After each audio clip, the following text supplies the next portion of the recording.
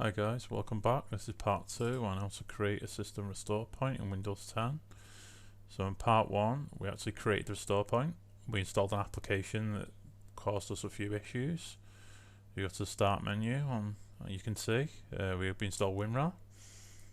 So in this scenario, WinRAR's caused us a few issues, so we need to restore back to before the application was installed.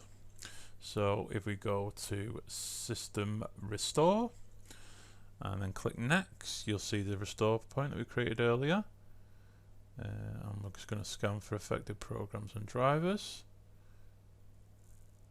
As you can see, this application will be deleted in the process. Click OK, click Next, and then click Finish, and then Yes. This will prepare the restore of the system. And then what I'll like to do is restart the computer and put it into restore mode.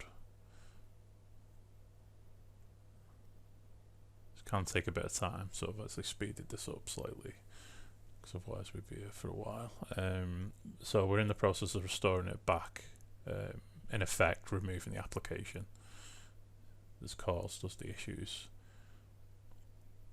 It's a really handy tool to have actually. It's a shame it's like switched off by default really, but okay, so once it's restored it will reboot the system again,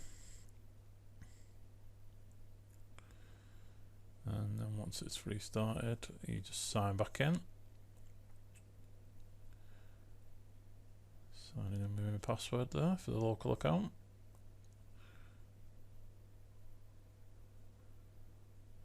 And it'll bring a message up saying the system's been successfully restored. We go back to the start menu now. We go down to where WinRAR was. Scroll down a bit further. There we go. See, WinRAR's gone. It's been removed. So the problem application's gone.